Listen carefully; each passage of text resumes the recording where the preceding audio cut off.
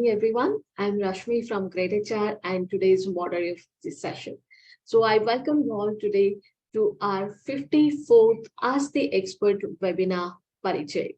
And the topic for today is the future of work in India. In specific, we are going to discuss about the trends, skills, and adaptability. But before I dive into the topic, let's do a little housekeeping on how the session goes. So the session, as usual, is divided into two parts, wherein in the first part, we will have a discussion with our today's expert, which will then be followed by audience Q&A. Also, this session is currently being recorded. So once we are done with this session, the same will be shared with all of you. Now, without any further delay, let's start this session then. So to talk about our today's topic, as you may know, as the Indian workforce traverses a dynamic landscape of technological advancements, changing market dynamics, and shifting employee expectations, it becomes crucial to understand the key trends and skills that will shape the future of work. So from the rise of remote work to the imperative of adaptability and the transformative power of emerging technologies. So we will discuss all of this with our today's expert, Mr. Satadru Chakraborty, HR head at Signify Innovations Lab, and get insights, especially in practical insights to navigate the evolving work environment.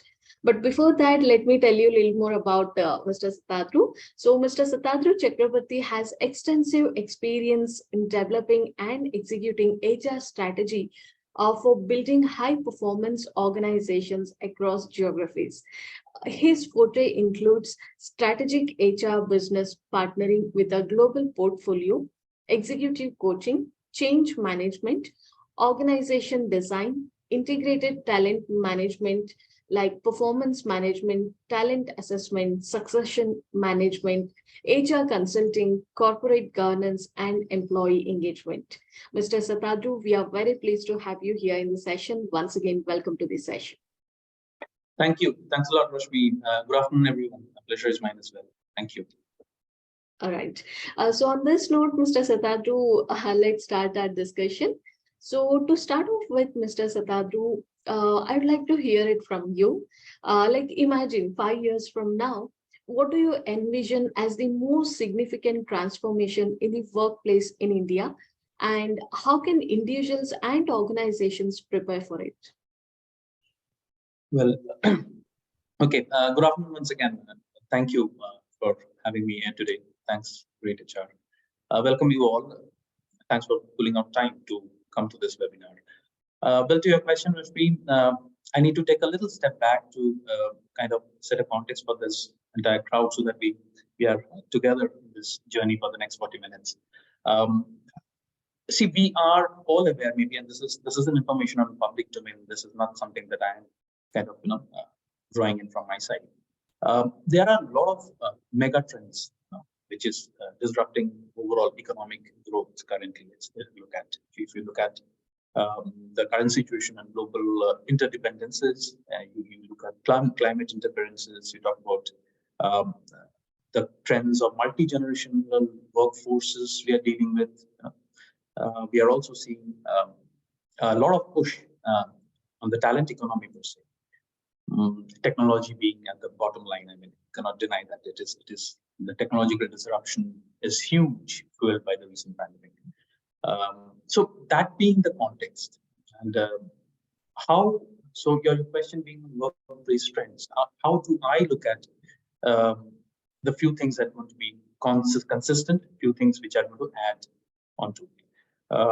Few things which are consistent over the period of time and continue to be that would be our ongoing hiring and retention challenges.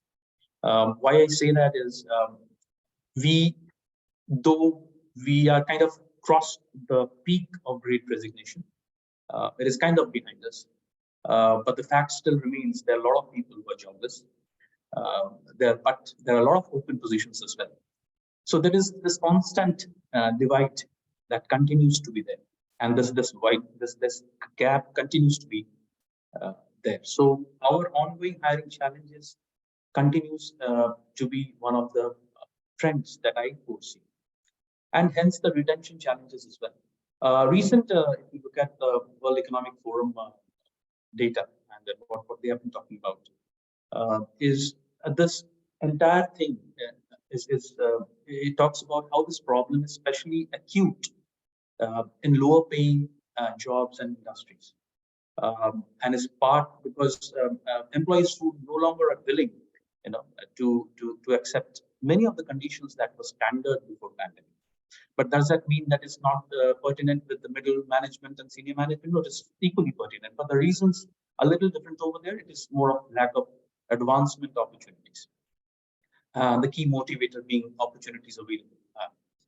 So what I feel as a fraternity, and this ownership doesn't lie alone with HR, it goes a little deeper with the manager's HR responsibility, manager's people responsibility, let me put it that way, is to look at people and invest in developmental programs. We very easily talk about things like upskilling and reskilling, but there are little more nuances to that. It's not just taking someone and giving an AWS training and deploy the next day. What I'm trying to say is there are a lot of other ecological factors that the person goes through, which you need to equally upskill and reskill. We'll talk about it eventually in our conversations today. The other thing that I think need to be a huge amount of focus and will be a trend is the trend overall, the focus on flexibility. Why you say flexibility? Because remote working or flexible mode of working is of course, it's no longer a pandemic-driven necessity. It continues beyond that, and it will continue to be beyond that. So, as an HR, we create beautiful, flexible policies. Organizations have policies, but are they really listening to employee feedbacks on the grounds up? Sometimes we lack on that, and I think we need to listen to feedbacks more. That will help us avoid retention backlashes. I think that is important. Keep talking, keep communicating with the employees. Create working policies which are simplistic in nature but highly effective. If that requires to address 5 fingers differently of your hand, please do it, because it's time of customization is also there. Third trend that I think is there, which will also continue to be, is prioritization on overall well-being of people. And when I say well-being, it is a wholesome well-being on all 3 parameters: physical, mental, and financial well-being. Company overall focuses on work-life balance, mental health, and we have discussed multiple times how many organizations have gone overboard to take care of the mental health of their employees, and that few of the companies have done phenomenal job in doing that. Many of you from those organizations might be here today as audience. Work stress, concerns around benefits and flexibility being the global trend to drive turnover. So when that is there and we know it, we need to target these 3 pillars of well-being more in targeted fashion. Spend more time to understand where exactly is your challenge. Gen Z, millennials have a huge amount of affinity towards financial well-being. If we can work on, look at benefits, look at flexibility, sign-on bonuses. I don't know. There are a lot of things that we can be really innovative about. But overall, focus on a positive workplace and experience. At the end of the day, that's what an employee will take back home. Last 2 points, which I think will be again trends, which is one very close to my heart, as well as one of the most important things I think will be changing right now is historically many employees have probably remained in the role longer period of time, but you see that diminishing day by day. It is already in the offing. It's happening right now as we speak, because of the pace of technology, economic changes, whatever the need, necessity, whatever is the reason. So as a fraternity, I think our focus on skills over jobs has to increase. What I fundamentally mean by that, and we'll touch about it in detail later on, but what I mean over here is you have to identify skills and target skills. Growing organization, future organization are skill-based organization. We are in that juncture of creating internal talent marketplaces and skill-based organizations. Address, emphasize on soft skills. I call it power skills. But why soft skills? Because we are in a very uncertain environment. So your soft skills will take you, your power skills will take you a long way to give you that growth. Well, a skill-based organization is in a whole new conversation, but I'll restrict that one right now. The last and the most important, and I think that is something that we are all grappling with.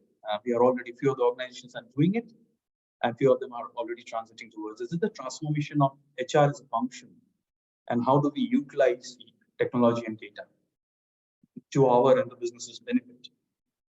There is no single answer to that. But what will happen is, what is happening currently is, as you all know, we are already in the process of leveraging data analytics. And we are using a lot of tools, techniques to find out predictive analysis. One of the biggest affected areas in HR, I would say, talent acquisition, if not anything else. We see a huge disruption happening over there. How we hire, how we give that employee experience, whom we hire, where do we source, how deep in the tier 2, tier 3, tier 4 cities we go to, what are the different ways, sources we hire. More so, who are our workforce?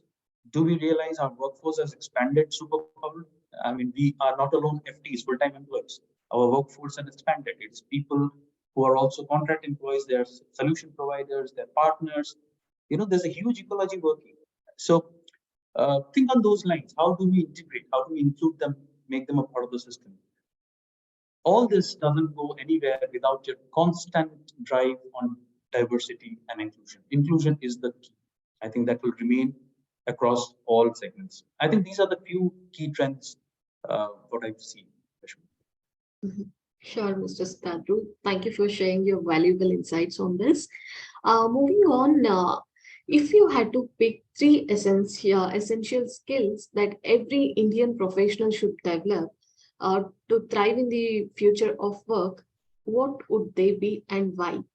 Like, it would be of great help if you could share a few tips as well on how to embrace these skills as well. Right.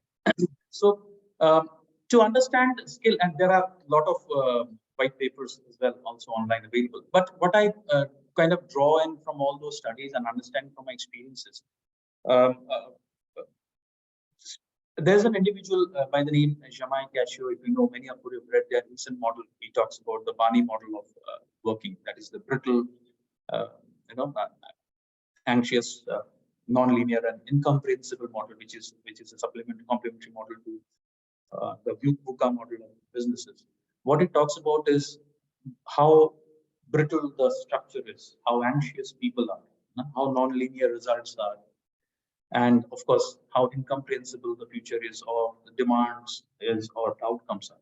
So when you are in this kind of environment, there is, of course, a bit of adaptability, resilience, mindfulness kind of qualities that you would look in an individual to sail through that. But what I would try to kind of culminate all those understanding is create avatars of those skills rather than talking about the skills, because skills is something that I think you can build over the period of time. Many would have if you open internet, there will be thousands of skills. What I've done is I've tried to kind of create my top three leadership, my top three skills that any professional would need, specifically the leaders.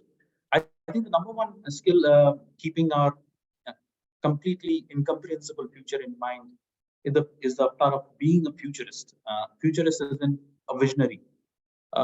You need to think and see beyond the horizon of whatever your people can see. I mean, whatever level you are in the organization, as a leader, as a manager, as an employee. If you're a technology engineering manager who's working with the team, handling a team, start looking at technology trends. Are you openly talking, communicating, learning about those trends with your teams? And I think this is one skill. And if you have done, the global research suggests more than 100 plus CEOs have agreed to the skill being one of the most important skill going forward. Second most important skill, I think, is a skill of being a coach. Why a coach? I think we have, as an Indian organizations, as multinationals in India also, sometimes I feel, and this is from my own experience, We have, as an HR fraternity, created a lot of good platforms to have, mentor-mentee programs, coaching programs, beautiful learning sessions. But somewhere in between, when it comes to the manager and conversations, we are missing out on very essential conversation between the manager and the employee. And as an HR, how do we, help that entire thing? Because if managers start having those empathetic conversations with the team members, your 80% problems are solved.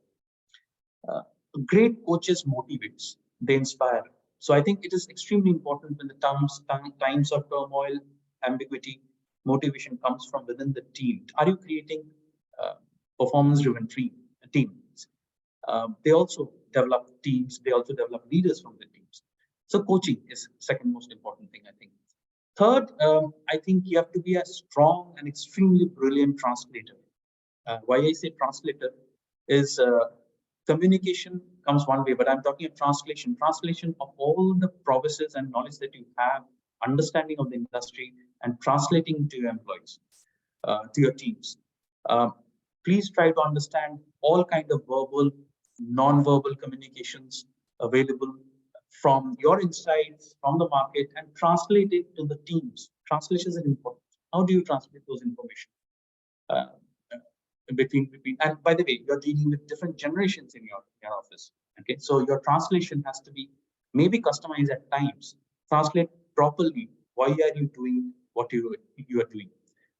I think these are the top three strengths. Apart from, of course, one thing goes unsaid. You have to be very, very technology savvy, and you have to be as calm and composed like a Yoda. You know what's a Yoda? Yoda is a small green humanoid alien you've seen Star Wars character. So I think emotional stability and technology teenager would be two more additional qualities apart from the top three. That was very interesting, Mr. Satadru. Thank you so much for sharing your thoughts on this. I'll move on to the next one. It is about learning here. So the concept of lifelong learning is gaining traction. So according to you, how can individuals incorporate continuous learning into their busy lives and ensure their skills still remain relevant in a rapidly evolving job market today? See, learning, as I also touched upon in our first segment, I think we've spoken predominantly around how different learning platforms, how continuous focus on skills will create that. But coming to your own learning journey, I think it is important to realize there are a few things that we need to target upon.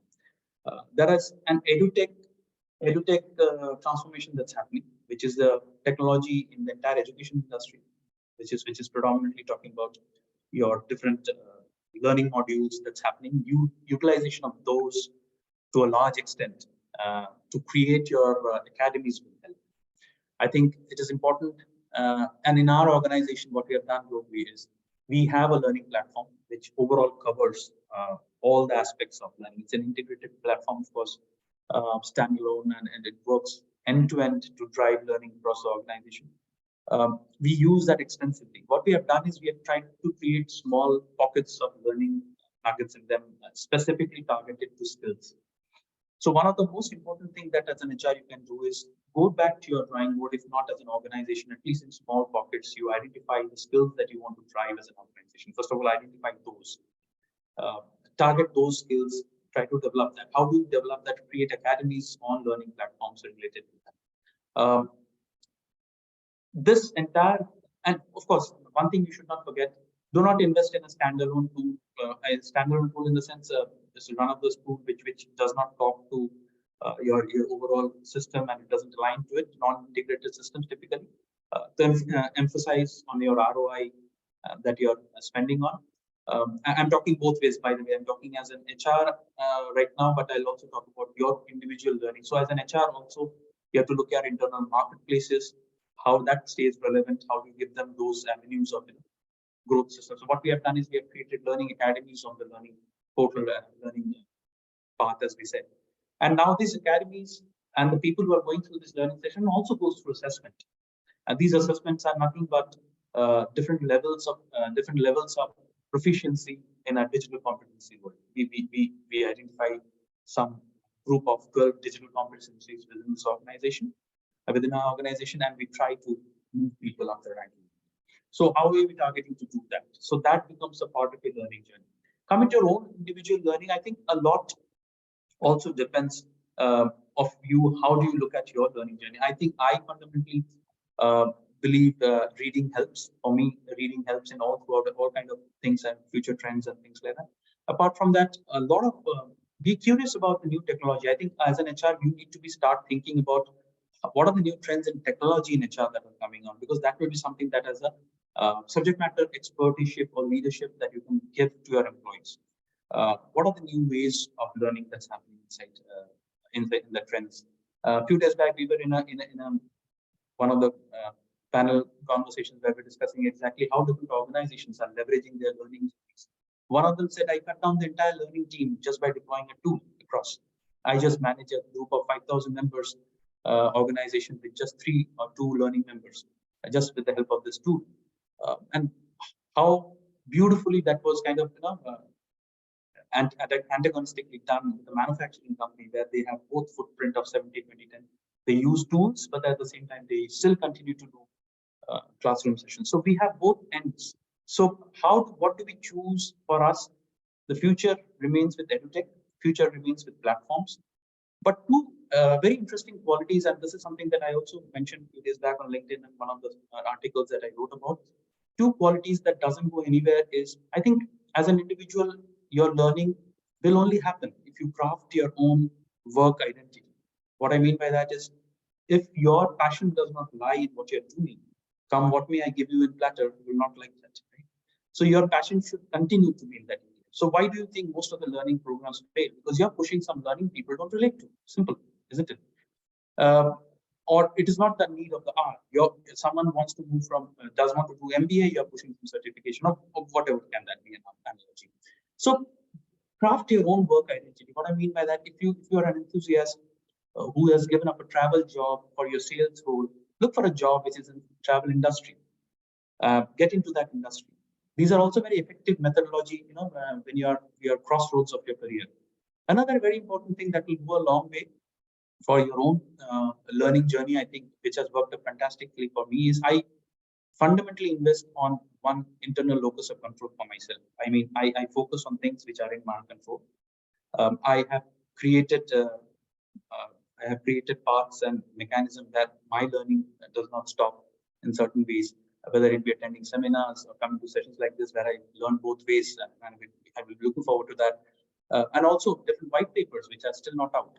So different ways you can do that. So trying to respond to both the part of the question.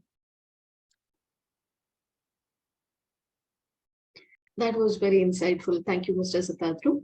Also, dear attendees, while we continue our discussion with Mr. Satadru, I request you to start putting down your questions in the Q&A option of the Zoom control panel. We'll take them up one by one soon. All right. So coming back to our discussion, Mr. Satadru, I think very brilliantly you brought up this point of the importance of being tech savvy in our previous discussion, right? Mm-hmm. So I'm very curious to know about this. Like, as you may know, AI and automation are expected to impact various industries today. So could you please throw some light on how these technologies may transform the HR? All right. Most talked about question these days. Yeah, you're correct. So disruption is there in all industries. Few industries are way ahead in the curve. Few industries are gaining speed. You see retail, you see finance as way ahead in the curve in technology, while you see healthcare and manufacturing slowly gaining speed. Next way. So all of us are in different organizations, so we feel that change in a different pace and different magnitude, but it is there. So, I also touched about it briefly in one of the other questions that you asked, Rashmi. So I'll kind of take from there and then build on it. So one of the most important things that I see is we are already behind the technology race as an HR fraternity. Many of the organizations are doing extremely fast. We are still somewhere grappling with the fact, should we do it or not do it? We are aware and we are sure we should do it. But a lot of time, I as an individual always grapple with how do I do what I'm just thinking. I mean, how do we get it on the papers and how do we execute it? Few of the organizations which I take leads from, and I have used some of those mechanisms. We are in the process of doing is identify your HR processes, break it down into multiple levels, target easy winning areas which you can make the most impact. Whether it's your HR operations, where your candidate experience, your hiring experience, maybe a performance experience. Which are the, if you're talking about performance experience, how do we break those performance experiences into multiple shorter actionable items? And try to automate small pockets of those. That's what we are trying. Few of the organizations that beautifully doing it is, I don't want to name them overall, but there are some brilliant IT organizations are doing this brilliantly. They are using automation to a next level. They're already using it at different level altogether. If you ask me to bullet point wise, if I want to explain and use of AI would be, I think do not invest, as I said, you optimize your return on investment. First of all, identify where you want to invest on. That is important because business will not take anything, and so you have to create business case. So your approach should be very clear. And I think HR leaders will focus on getting the best return on investment first of all from their existing technology ecosystems. Second important thing is there will be a huge disruption on internal talent marketplaces that you will see. A few minutes back, I was talking about workforce ecosystem. What I fundamentally was talking about is your HR. I mean, if you happen to talk to your managers now, just go back and check with your managers. Ask them what is your workforce today. They will be like, okay, good question. I have FTEs, I have contract employees, I have solution providers, I have partner organizations, I have XYZ. That is going to increase. As HR professionals, are we aware of it? One. Second, are we aware of it? Then are we making processes systems more inclusive to make them part of it? I'm not sure. What I'm talking about is gig workers. I'm talking about professional service providers. Everyone who is part of the workforce ecosystem today. Go back and check that your talent marketplace. And this, with the skill evolution, is the next wave of HR challenge. And I think you need to target that. How do you elevate your internal marketplace, talent marketplace? Support hybrid work. Support hybrid work because your workforce ecosystem is the trigger point to support that hybrid work. Technology will play a humongous role in supporting that hybrid work. I hope you understand where we're coming from. Connectivity, the collaboration, the different tools and techniques that you are using. AI application, chatbots, RPS goes unsaid. You have to create. So somewhere we need to also understand how this workforce ecosystem is helping us think through. Is probably in future.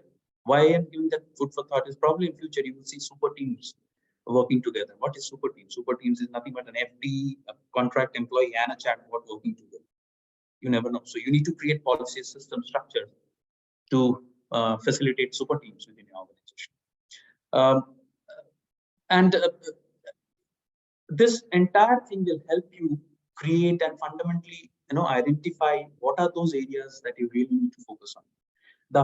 Another huge disruption which is happening on AI is the field of talent acquisition, and you would all agree that one of the areas that is seeing huge disruption with different techniques is talent acquisition. So think about how do you make those changes in your system to hiring people.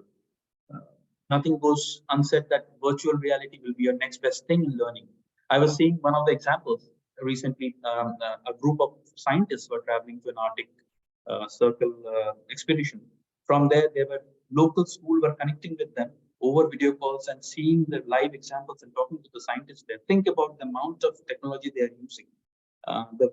Already these are in there, right? So utilize these methodology. It doesn't cost much. It just needs to tweak your methodology, the way you're working, and think it through. How do you cost effectively bring certain of these things in your process? Overall, it's very essential to keep your ROI on existing technology, internal talent marketplace, hybrid working, supporting hybrid working model, and use of AI applications as much as possible through automation. And of course, overarching principle remains your super team is your future. So think about that.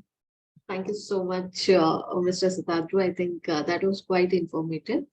Also, you just spoke about the hybrid work culture, right? So this actually leads to my next question. With the rise of remote work, how do you think traditional office spaces will evolve in the future? Like, what implications will this have for employees and the organizations? See, kind of it touched in this question. So if you see the entire concept of uh, and blur building walls and the office walls is very clear, right? So it is already there. So we have evolved through past that. As I said, it is no more a criteria of pandemic, right? It is already there to stay. And why not? You think about a Gen Z person who has joined us in 2018 or 2019 or 2020 during a pandemic thing. They are used to remote working. It is necessity for them. It is not that they don't want to come to office. It is about them being the system they've seen from the day one. While day one they would want to be remote working and would appreciate hybrid culture. So your systems and structures should be keeping in mind all of these people. You're also targeting a millennial or maybe someone who joined the system in 2008 during subprime turmoil. They appreciate more stability. So you're targeting both kind of crowds. So your system structures, processes should align to it. Your remote, I think today we are in a juncture where if you look at your processes, system should encompass inclusivity. It should encompass use of automation to blur the differences of distances. I don't think you should be drive flexibility as a culture, not only in policies, not only in papers, but as a culture. Respect that. At the same time, also open up the walls for inclusivity for people to be more productive. I think it is imperative that we not discuss this in closed rooms, and it's a culture. Sure. Also, Mr. Satadru, do you think the growth of e-commerce and digital platforms impact the employment opportunities in India? If yes, could you please elaborate on that? Sorry, could you repeat that once again? I didn't. I missed Yeah. it. So my question is, how will the growth of e-commerce and digital platforms impact the employment opportunities in India? Well, some research talks about around 85 million jobs will be replaced by AI. But it also talks about 95 million jobs will be created, which will be new. But yeah, I think there will be new job opportunities for all of us. The way to grow those jobs may be different. There will be need to embrace technology to do those jobs to a lot of extent. I would say. So that will be a huge change that you will see. Digital platforms. So you will see. You have already seen the mundane jobs going to already. A lot of automation has been done in the mundane jobs of data entry, processing, etc. You'll see more and more of that. One of the examples that I think it comes to my mind they have done brilliantly is UPS, the global logistics company. They use AI to manage traffic. They use AI to manage the roads, the weather, the package volumes, to optimize fuel expenses, truck routes, etc., etc. And in a bargain, they are scoring high in sustainability because they're helping in reducing carbon footprint. So imagine AI reducing carbon footprint. So I mean, how do you use these platforms? Is someone's imagination. We are talking of super teams. I would rather I was recently reading an article about collaborative robots, the scobots. With the robots part of a team, they're doing jobs which are mundane, helping with predictive analytics. You will have better virtual assistants in workplace, more advanced Siris and Alexas of the world. Of course, these things will affect the way you work. So I think it's time to partner that and not see as a deterrent. So what it means is you have to upskill yourself. What it means is you have to be spending some time to understand analytics, or say maybe make your progress towards driving analytical bend towards certain subjects. Try to understand technology changes that's happening in the market, and not be shy away from them. I think that is what is important. Sure, Mr. Satadru. That was very insightful. I just have a couple of more questions, but before that, dear attendees, I would request you to put your questions in the Q&A option of the Zoom control panel. In just another few minutes, I'll be taking up all your questions. So coming back to our discussion again, Mr. Satadru, while we speak about the employment opportunities and the need for upskilling and all of the stuff, do you think the education system in India need to evolve to meet the changing demands of the future job market? If yes, could you please elaborate? Oh yes, absolutely. And this is my one of I'm very passionate about this education system, because if I don't know, we do have some government presence in the audience as well. But jokes apart, what I mean is, see, the entire teacher and learner concept is changing. The roles are changing. Teacher is no more, the proximity of teacher is no more required. Right? Learner can be 1,000 miles away. Teacher can be 1,000 miles away. That is already there. Right? I spoke about an example where the scientists and the students are poles apart. So where you're getting your learning is immaterial now, because data is so much available. So learning per se is changing.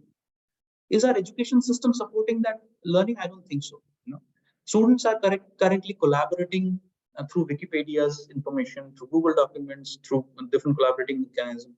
They are learning, they're communicating in different fashion altogether. I think new generation is extremely collaborative, and they know how to collaborate. They make the use of collaborating platforms much better than we think we do. Technology is also becoming very prevalent in schools. You have seen, right? So your educational system is updating. Using technology more to communicate. Thousands of apps for my kids on my phone right now. One is the logistic, the travel app. One is the school app. One is the teacher update app. One is the inbox. Many will relate to that, right? So as parents, we have that. So I think it is also creating a lot of scope of engagement, but also if not used properly, it also creates a lot of nuisance. We know it. So what I mean by that is we need to have some very clear identified way of changing our education system. What has changed on the front of it is a huge change that we see. But what has not changed is the entire mechanism of building people to participate in the change futuristically. So what I think, and this is not in our hand probably as an HR fraternity, but I think if I want to do some kind of changes, and this is coming from the experience of COVID and post-COVID, I've directly interacted with few of those cases where I've been part and parcel of that, and extremely disheartening. But I think we fundamentally need to have broader education goals. What I mean by that is more individual and collective well-being related goals. Why I use the word well-being over here? Education, our education policies and systems are not very inclusive to individual and collective well-being. When we recently faced a challenge in COVID, I think we steered with a purpose, but it's a rapid need of the hour created a huge technology divide within people, right? You saw inequities, you saw students' suicide rates going up because they were sad about not having technology, gadgets with them, few of them had few of them. How do we create more inclusive, collective well-being to already, socially fragmented society today?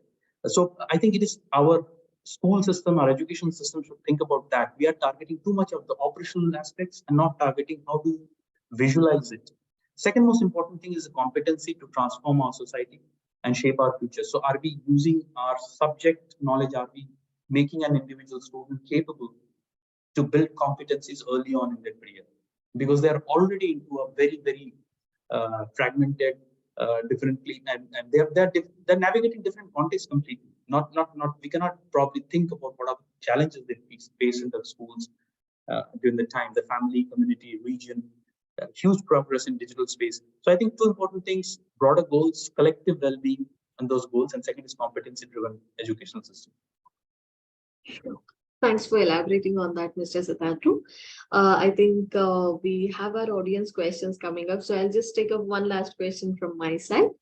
So, Mr. Satadru, while we talk about the need for the change in the education system, when it comes to the organizations, you also brought up this beautiful point that there is a skill gap as well to be job ready, and also there's Gen Z, right? So there are different generations. So, what steps can organizations take to bridge the generation gap and foster the collaboration between different age groups in the workplace, considering the multi-generational workforce that we have in India? Great. Okay, great question there. Yeah, that's the regular challenge. Yes, so currently I'm as I said, I am managing around 5 generations working together. We have the silent ones, baby boomers.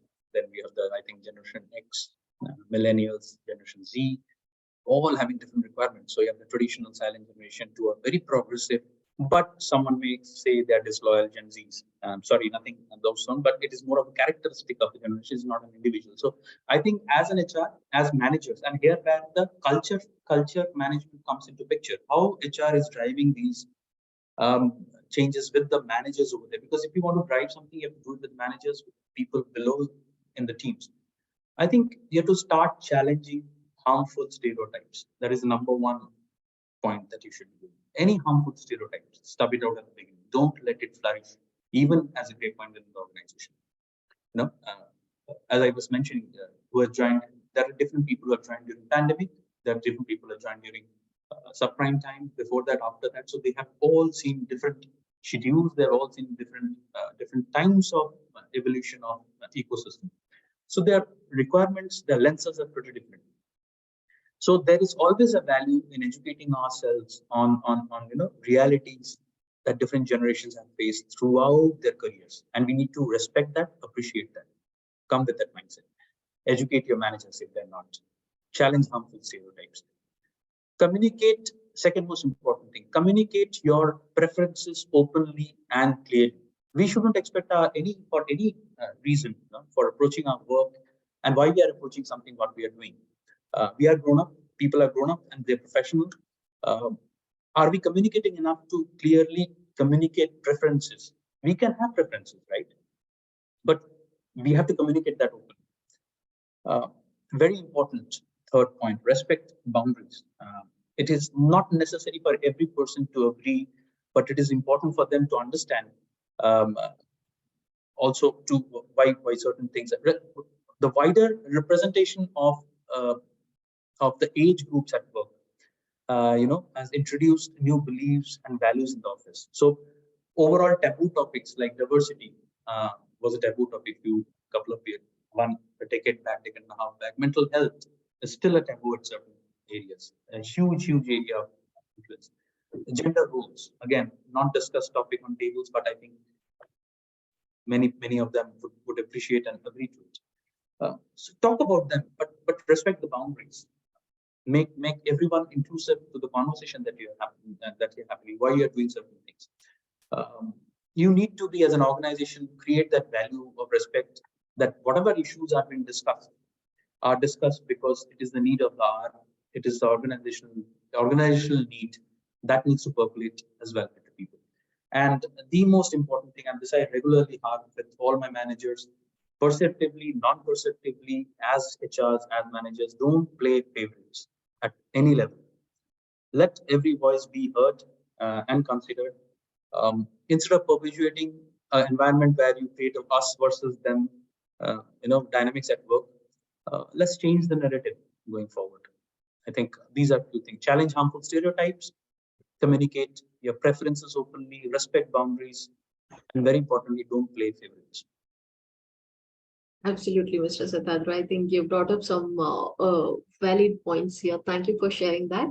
And also with this, I think we are done with the first part of our session. Before we move to our audience questions, I'd once again like to thank you for such an insightful and knowledgeable session. I'm certain that our audience has gathered a lot of information and details on this buzzing topic. So I'll now take up our audience questions.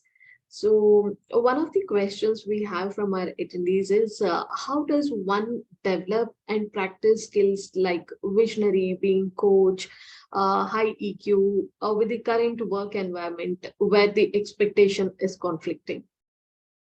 See, what are the ways I do? As I said, there are a lot of there are different ways of learning, right? So you can choose to do these sessions uh, online. You can choose to do certifications. There's a lot of sessions that's happening on coaching, on EQ, and work environment and expectations. I think a lot of these studies are right now uh, just coming out fresh out of the oven. EQ we talk about. There are just as much research on where coaching is an area which is like humongous amount of progress is there. So your coaching question will have a different approach. You have different what I can say, institution, different colleges and schools to approach it. Higher EQ would be one or two topics that you can go to coaches to get out of it. There are multiple white papers available. Current work environment, future work environment.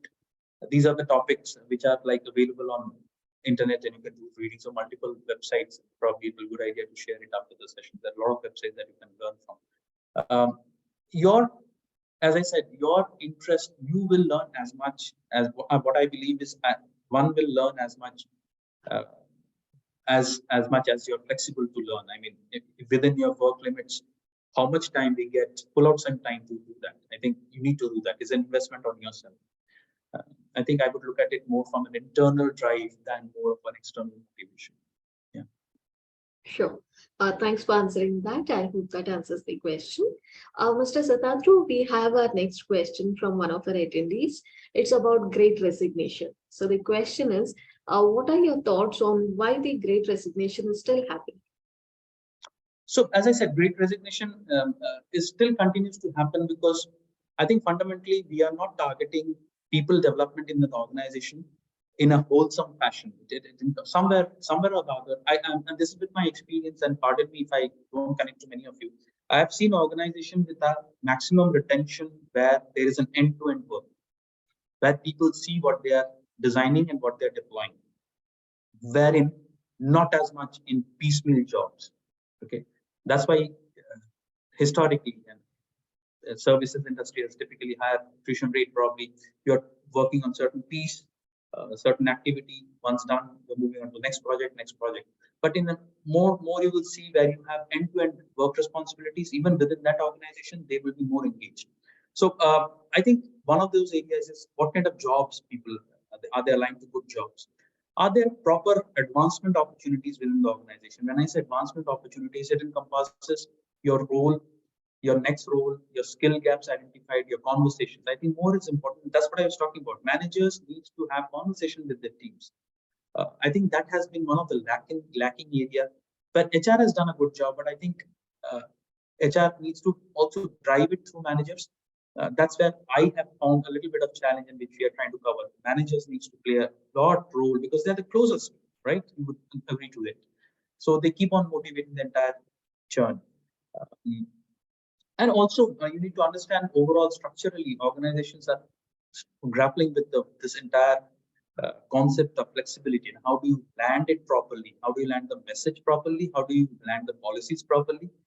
There are two different beasts altogether. So all these things put together are kind of grass is greener kind of environment for every person who's working there. So it's not that some other organization will give the great avenue, but yes, there's an automatic pull for the next role which is outside. So start building your processes, systems around those which affects, and hence the feedbacks comes into essential. Keep your ears to the ground, I would say. Yeah. Sure. I hope that answers the question. Thanks for that, Satadru. Also, I think our audience are very curious about the AI and technology that we just discussed. So I have two questions around the same topic, so I'll take them up now. So one of the question is, what are some examples of AI applications that have improved the HR efficiency or effectiveness? And in the similar lines, I have one more question. What specific HR functions or processes have been impacted the most by AI technologies? Sorry, the first part being the AI application question, right? Yes. improved HR efficiency. So you want me to quote the AI application? I will not get into that area. There are a lot of AI applications, but HR efficiency and effectiveness has been improved fundamentally by many tools which are helping us in sourcing, hiring, and recruitment. I think talent acquisition is one of the areas. Look for those companies who are doing disruptive changes in the talent acquisition space. And that also not only talent acquisition place, you divide talent acquisition into multiple processes. Sourcing is being one of them. Candidate experience is one of them. Post-hiring experience is one of them. There are different companies targeting different pieces together. Okay. How do you reduce your decline ratios? There are organizations which are just giving you predictive analytics that whether this guy will join or not. They're doing phenomenal work. So I will not name them because it will be a little biased to name them, one or two organizations, but look out for these areas. So what I said is, as an HR, step back, look at the systems that you want to target as the maximum impact, and then invest on your tool that you want to do. Second most important thing is learning. Learning area has seen a fundamental change in the way it lands within your organization. The tools have changed. There are beautiful tools available, end-to-end aggregated tools, the top of the leagues available globally, which are currently working, and the multinational companies are using it. They are phenomenal. They host all kind of materials in them. Look for learning areas. I think talent acquisition and learning are the immediate thing that comes to my mind when I look at AI, which is happening immediately. Third most important thing is, of course, the chatbot evolution within the organization, where employee picks up a chat window and talks to a chatbot. That is a huge, that can be done by your internal automation team, or you hire someone externally. You can easily do that. So I don't think, engagement, learning, and talent acquisition. Sure. Thanks for sharing that, Mr. Satadru. I hope that answers the question. Next one is one of our attendees would like to know, what are the implications of AI on HR privacy policies and data protection regulations? Yeah, that's an extremely great question. Thanks for asking that. We are currently grappling with that, and one of those things being one of the agencies that we are looking at financial well-being for our employees. To give that exposure, the data has to be shared, right? Now, HR is now grappling with what happens with the personal data going to this. So look for, that's what I said, don't pick up just standalone tool which lands as is. Look for avenues which talks to a larger HRMS system, which pulls in data from a source that the HRMS system is already driving it, or clearly have data protection guidelines between the partner and yourself. It's a gray area. I don't have an answer to everything of it. There are huge debates going online right now as we speak on the entire biometrics attendance system, how predictive, how analytics and AI is going to remove biometric attendance system completely. So that's a huge debate happening online as we speak right now. So this is the area we have touched upon. Of course, if you happen to come out with very good protection regulations, let me know. I'll be happy to know. Right now, I'm also grappling with it. But yeah, there's a pertinent challenge in that area. Sure. Thanks for sharing that, Mr. Satadru. Also, we have a next question. I think this is already discussed, so I'll just go to the next one. What are the emerging trends in employee engagement and retention strategies? So, as I said, trend is employee engagement trends. If you go back to the earlier conversation, which I mentioned on different topics that people are investing on. So, one is end-to-end working responsibilities that you see overall. You see trends around having learning platforms which are end-to-end, which are global platforms, which are used for engagement. You are using different employee value propositions. As in, what does the brand of your organization talk about it, communicate about it, communicate openly, discreetly to them. So you see learning, communication, employee engagement models kind of work your centers. Spend a lot of time with the business to get good work for yourself, for your teams, if you happen to understand, because that will be at the end of the day your bottom line and things. Retention strategy is many organizations. So retention strategy works differently for everyone. So I think as I mentioned initially in one of the initial questions, so you can create different modules. What works for you? Do you have your feedback ears clear on the ground? What is the trend in your organization? Are you losing to completely different organizations? Like we are a product company, we tend to lose to service industry likes and product companies as well as financial NBFCs, everyone, because it becomes a training ground for many of the companies to really pick up. So we fundamentally believe to have different, and we do not believe as an organization to give away RSUs and stock options to all levels. That is not the cultural aspect of the organization I represent, Signify Philips Lighting per se. So what it does is we apply different engagement models and different retention strategies at different levels. From the campus, we drive more on education, higher studies, and encompassing the financial piece more closely, lower level and middle level, where the financial well-being is most important. Middle to mid-senior level, we use it in a different way. We do for higher, we target more of what you can say, the self-esteem part of that Maslow's need hierarchy, where you want to touch upon probably different forums, platforms to give them leeway, certification, and then give them additional information on those things, and have different categories of retaining there. And of course, the top management being top management partnership with different management bodies and making them participate in different forums. So we target at different levels. So that's how we are currently managing. It is all qualitative, I would say. We don't use too much of monetary value to retain people. Sure. So again, qualitative and kind of work, I think to answer you short, retention will be best. Absolutely, Mr. Satadru.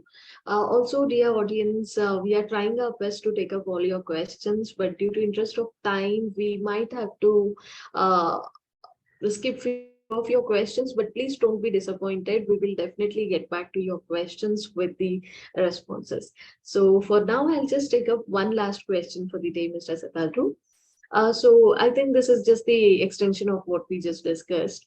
So while we talk about employee engagement retention strategies, now the question comes, what would be the elements of a good work culture in an organization?